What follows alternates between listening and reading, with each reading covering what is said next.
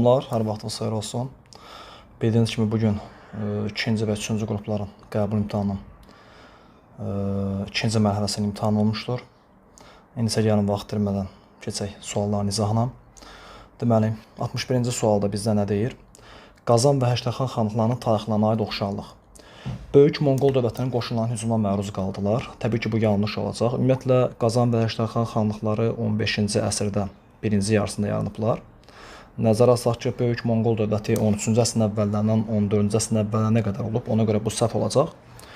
13-cü əsrdə meydana gəldilər. Xeyr, 15-ci əsrin birinci yarısında meydana gəldilər. Qızıl Ordu dövlətinin parçalanması nəticəsində, bəli, parçalanması nəticəsində olar. Süqutu yox, parçalanması. Cavab C-dir. 15-ci əsrdə Rusiyanın asılından azad oldular. Hələ bunlar 16-cı əsrdə Rusiyanın asılına girəcəklər. Teymurlar dövlətindən asılığa düşdülər. Belə bir şey təbii ki, yoxdur. Deməli, cavabımız C variantı olacaq. 62-ci sual. Yeni sülalə və dövlətin əsasını qoydu. 1160-cı ildən etibarən Böyük Atabey adlandırıldı. Söhbət təbii ki, Atabey Şəmsəddin Eldənizdən gedir. 1186-cı ildə hakimiyyətə gəldi. Həmədan döyüşündə qələbə qazandı. Tabeytdən çıxan vilayətləri mərkəzi hakimiyyətə tabe etdi. Söhbət təbii ki, Qızıl Arslandan gedir. Birinci və ikinci abzasda haqqında bəhs edilən hökmdarların ümumi cəhətləri. Deməli, Şəmsəddin Eldəniz və Qızıl Arslan haqqında olanları tapmalıyıq. Şirvanşahların tabe edilməsi əlbəttə düzdür. Şəmsəddin Eldəniz bunu 1160-da birinci Axsistanı gətirərək. Qızıl Arslan isə sonradan, belə deyim, Atabeylə ittifaqı pozmuş birinci Axsistanı cəzalandırmaq üçün. Bir düzgün cavabdır. Sultan titulu Qızıl Arslandan başlayır. Bu yanlış olacaq. Dəbil əmirliyinin dövlətə birləşdirilməsi, bu da yanlış variantdır. Şəmsəddin Eldənizə aid götürmək olar bunu. Qaldı ki, Monqol qoşunlarına qarşı mübarizə aparılması, təbii ki, Monqol qoşunlarına qarşı mübarizə aparan yeganə Atabey hökmdarı Özbəkdir. Ona görə burada cavab yalnız bir variantı olacaq, B variantı. 63-cü suala baxaq. Mehranilər sülaləsinin Albaniyada hakimiyyətdə olduğu dövrə aiddir. Təbii ki, burada abituriyentimiz Mehranilər sülaləsinin hakimiyyətlərini düz yazıb, 630-705-ci illər. Manisli təliminin yayılması 3-cü əsrdə səhvdir. 3-cü Mömin Vaçaqan 488, Ağqoyun kilsə məclisi səhvdir. Babək 816 səhvdir. Amid 359 səhvdir. Ərəblərə qarşı Azərbaycanın cənubi üsyanı baş verməsi, bəli, söhbət Ərdəbil üsyanından gedir 643-44-cü illərdə. Cavabımız Y variantı olacaq. 64-cü suala baxaq. Doğru hadisə və nəticə əlaqəsini müəyyənləşdirin. Şirvanşah 1-ci İbrahimin Qızıl Ordu xanı Toxtamışla ittifaq bağlaması Şirvanşahların daxili müstəqilliğini saxladı. Toxtamışla yox, Teymurla, bu səhvdir. Osmanlıların Konstantinopol tutması Ağqoyunlu dövlətə Qara dənizə çıxış etdirdi. Əlaqəsi yoxdur. Bir hadisə 1453, digər hadisə isə 1461-dir Trabzonla. Uzun Həsənin Venesiya ilə hərbi ittifaq bağlanması Otluqbeyli döyüşündə Bayandurlu qoşunu qalib gəldi. Otluqbeyli döyüşündə ümumiyyətlə Ağqoyunlular məğlub olub, bu yanlışdır. Qaraqoyunların Sədrut döyüşündə Teymurları məğlub etməsi, bəli, cavab budur. Teymurlar Trabzondan qovuldu, cavab D. Cahanşah Heratı tutması bu 1458-ci ildir, amma Teymurların süqutu isə 1507-dir. Təbii ki, bu da yanlışdır. Variant D. Daha çox sualların dəlilinə getmirəm, çünki vaxt azdır və hamınız yoxlamaq istəyirsiniz. Ona görə bəzən tez-tez izah eləmək məcburiyyətindəyəm. Kartlik Axetiya Çarı 2-ci Əlaqə və Qarabağ xanı İbrahim Xəri xanın Gəncə xanına hücumu nəticəsində təbii ki, Gəncə xanda iki hakimiyyətlik yarandı 1780 və 1783-cü illərdə. Cavabımız C variantıdır. Davam edək. Növbəti sualımız 66-cı sualdır. 1991-ci ildə Azərbaycan Respublikasının müstəqil tayin iç dövlət, təbii ki, bu Türkiyədir. Cavab Y variantıdır. 67-ci sual. Şimali Azərbaycanın 20-ci əsrin əvvəlləri tarixinə aid doğru hadisə nəticə əlaqələrini müəyyən edin. Dünya iqtisadi böhranın baş verməsi neft sənayesində təmərküzləşmə sürətləndi. Əlbəttə, təmərküzləşmə deməli o zaman güclənir ki, böhran baş verir. Yəni mən həmişə deyirəm, təmərküzləşmə bir dibdə, bir pik həddə sürətli olur. Neft sənayesində ilk inhisarların yaranması neftli torpaqların hərraz yolu ilə satışa başlandı. Bunların yeri dəyişik olsaydı daha yaxşı olardı. Hərraz yolu ilə satılmağa başlasın, sonra inhisarlar meydana gəlsin. 1903-cü il əsasnaməsinin qəbul edilməsi dövlət kəndləri arasında təbəqələşmə güclənir. Təbii ki, doğrudur. Çünki artıq torpaq hər il yox, ömürlük verilir dövlət kəndlərinə və hər hansı bir qolçamaq gəlib olunan torpaqların alanda dövlət kəndləri çox kasıblamış olurdu.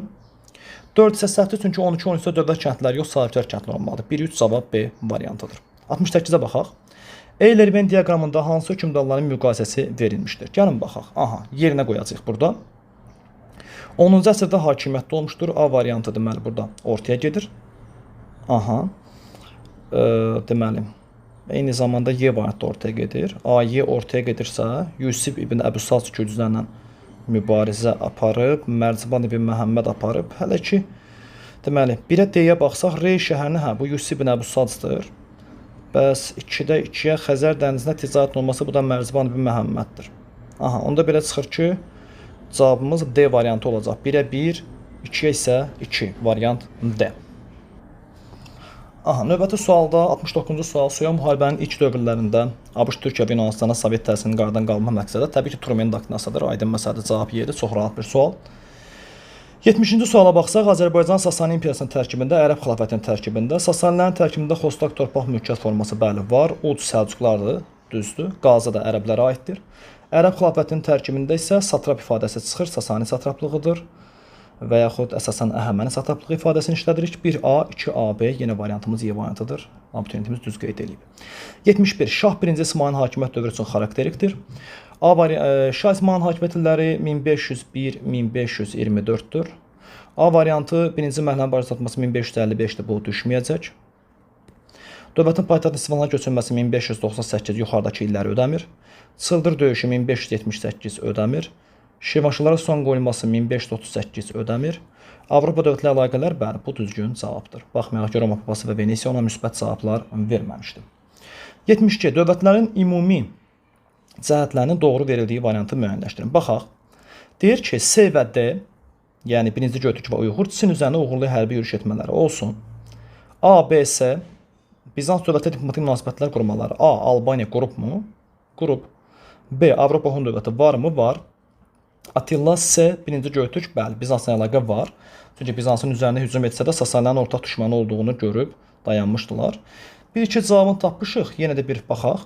B ilə Y-də Aşina. Yox, tamamilə yanlışdır.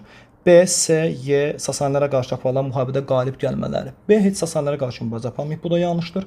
A ilə D, E ilə əsas qoruyub, bu da təbii ki, yanlışdır. Biri 8, biri 9-cu əsrdə cavaba. 73. 19-cu əsrin birinci yarısında Azərbaycanda Rusiyanın müstəmləkə zülmünə qarşı baş vermiş üsyanlarda iştirak etməmişdir. Təbii ki, qolçamaqlardır, çünki qolçamaq ifadəsi hələ 1870, yəni 19-cu əsrin ikinci yarısından meydana çıxıbsa cavab alır. 74. 14-cü əsrin birinci yarısına aid onları müəyyənləşdirin. Birinci yarı, yəni 1301-1350. Şirvanşılar dövlətində Dərbətlərin gəlməsi 1382 səhvdir. Osmanlı dövlətinin yaranması 1302 götürək. Avropada 100 illik müharibənin baya çatması 1453 götürməyək. Fransada ilk dəfə başlatlar 1302 götürək.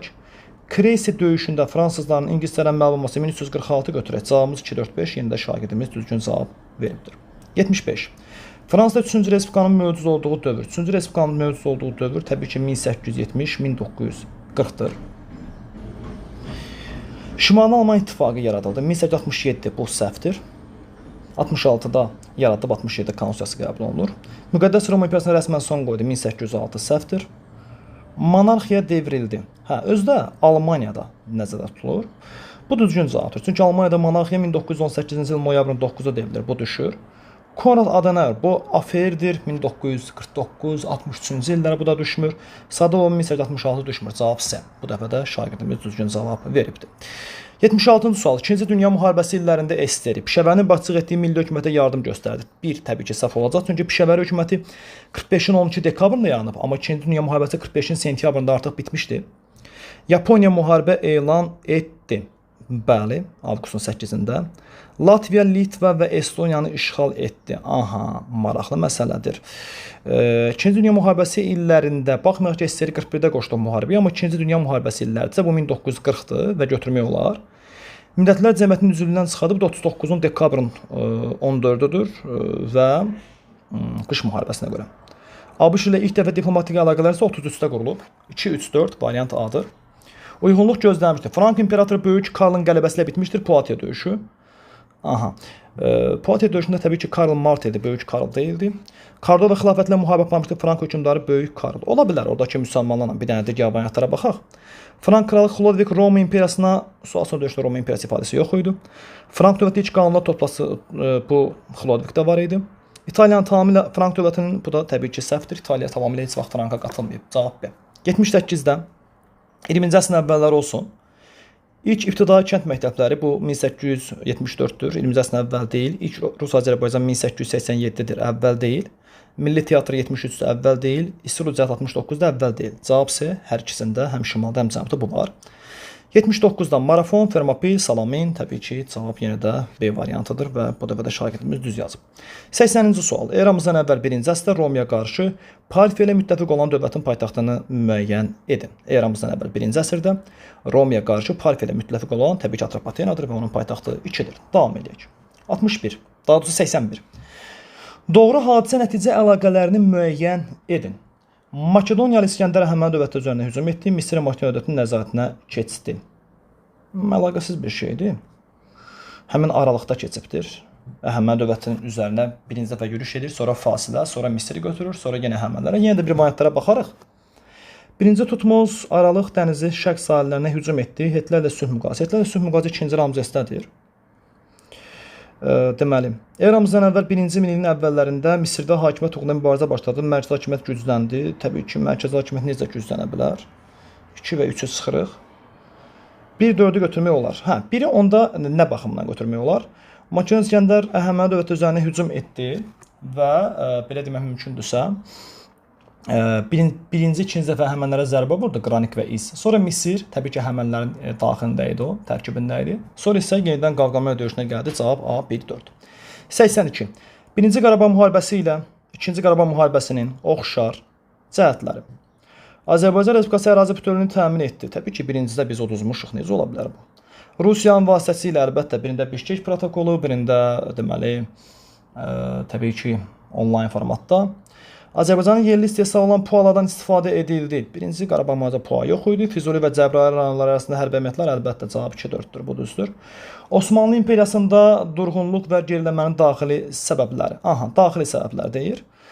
Mərkəzi hakimiyyətin nüfuzdan düşməsi, əlbəttə bu olsun. Beynəlxalq ticarət yolları təbii ki, xaricidir. Hərbi len sistemi tamamilə ləğv edilməsi. Xeyr, bunu gələcək 2-ci Mahmud ləğv edəcək ki, bu artıq Osmanlının dağılma dövrünə, belə deyim, uyğun gəlir.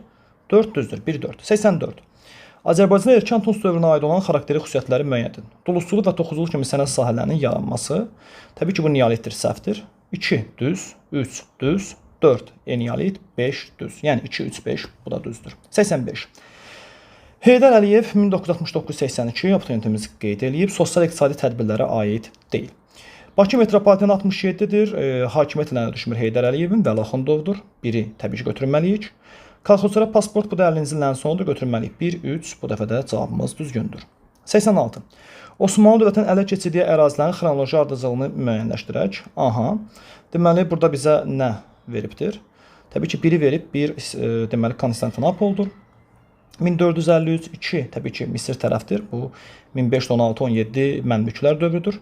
3 isə Əlcəzair belə deyək, tərəfdir. Daha çox Liviya və Əlcəzair tərəfə uyğun gəlir ki, bu da Sultan Süleyman qanununun dövrüdür. Yəni 2-ci Mehmet, Səlim və Sultan Süleyman qanunu burada cavab 1-2-3-dür. Bu belə. 87-yə baxaq. Tiflis dövrü, Gəncə dövrü və Bakı dövrü Azərbaycan Xalq Cümhuriyyəti. Azərbaycan dilinin dövlət dili elan edilməsi təbii ki 27 iyun Gəncə dövrüdür. Azərbaycan parlamentinin yaradılması haqqında qanunun qəbul edilməsi noyabr ayıdır və biz Bakıdayıq. Osmanlı dövlətinin AXC-nin dövlət müstəqilliyini tanınması Tiflis dövrü iyunun 4-dür. Kəndlərə post torpaq paylanması alınmadı. Konstitusiya AXC-də olmayıb 1C, 2A, 3B. Bax belə. Aha. Sonra situasiya deməli ikinci qruplara gəlibdir. Təbii ki, situasiyada nə qeyd olunub 88-ci sualda?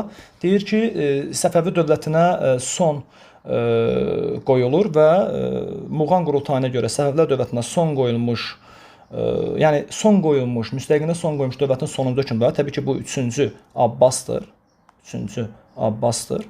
89-cu sualda orada deyir ki, Muğan qurultayının iştirakçıları niyə Nadirin şah seçilməsinə etiraz etmişdilər? Təbii ki, bu nə ilə bağlıdır? Bu onunla bağlıdır ki, Səfəvi nəslindən deyildi. Yəni hökmdar nəslindən deyildi Nadir. 90-cı sualda isə səhv etmirəmsə Nadirin belə deyim, hərbi və vergi islahatlarından, vergi və inzibati islahatlarından danışırlar. Deməli, təxminən belə bir cədvəl verilib orada. Vergi islahatı və inzibati islahat. Təbii ki, vergi islahatına aid nə yazmaq olar? Vergidə Nadir belə desək, vergi toplanmasını qaydaya saldı, vergilərin yığılmasından nizami intizam artırıldı. Hətta belə deyim, vergi yığmaq üçün vəzifə bölgüsü apardı və inzibati islahatlardan nə götürmək olar? Təbii ki, dövləti 3 bəylərbəliyə böldü, Vahid Azərbaycan əyaləti yaratdı. Bax, bunları yazmaq olar. Bu qədər. Abituriyentimiz də maşallah yaxşı nəticə göstəribdir.